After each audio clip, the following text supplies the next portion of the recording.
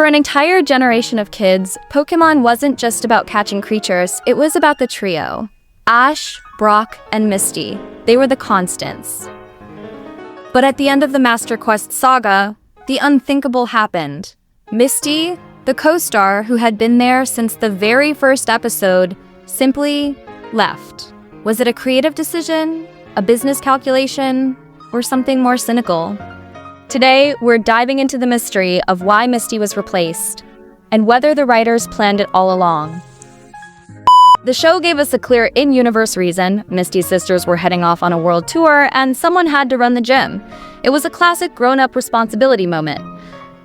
But let's be honest, in a world where Ashes traveled for decades without ever aging, could the writers have found a way to keep her? Of course. They could have made the sisters return, or had Misty act as a gym leader on call. The fact that they didn't suggests the departure wasn't a plot necessity, it was a mandate. The real shift happened when the franchise moved into the advanced generation. Pokémon wasn't just a show anymore, it was a juggernaut. Every new game meant a new female protagonist.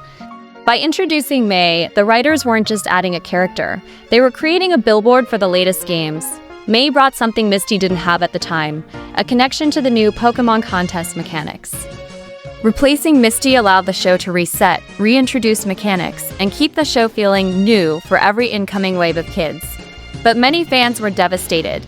The online forums of the early 2000s were literally ablaze with anger. But from a studio perspective, it worked. By rotating female leads, the writers kept the show fresh. Some argue that this move actually saved the anime from becoming stale. However, this came at a cost. The core trio bond was never fully replicated in the same way. The show transitioned from a journey with friends to a journey with a rotation of partners, which fundamentally changed the show's identity. But this decision didn't just affect Misty, it changed the DNA of the entire franchise. By creating a rotation system, they ensured that no character could ever truly overshadow the main draw, the Pokémon themselves. But it left a vacuum.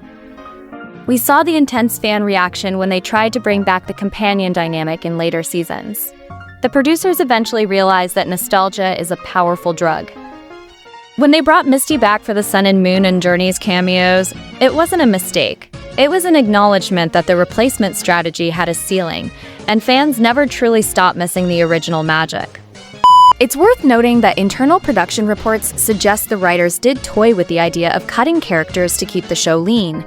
At one point, even Team Rocket was on the chopping block. The decision to drop Misty wasn't just about hating her character, it was about deciding where to put the budget and the focus. They realized Misty was replaceable by a new foil who could serve current game's narrative better.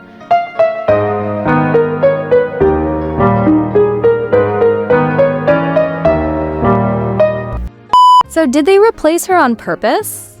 Obviously, because why would they do that by thinking it would be better if we replace Misty because we are tired of drawing her? Well, but anyways, it was the birth of the Pokémon formula. Was it the right move? That depends on who you ask. If you value the longevity of the franchise, they had to innovate. But if you value character consistency and emotional stakes, the departure of Misty remains the moment Pokémon traded its soul for a consistent business model. Looking back, maybe the goal wasn't to replace her. Maybe the goal was to make sure no single human character was ever bigger than the brand. And in that, they succeeded perfectly. But at what cost? What do you think? Did the rotation of female leads hurt the show's heart? Or was it the secret to its 25-year survival? Let me know your take in the comments, and don't forget to subscribe for more content like this.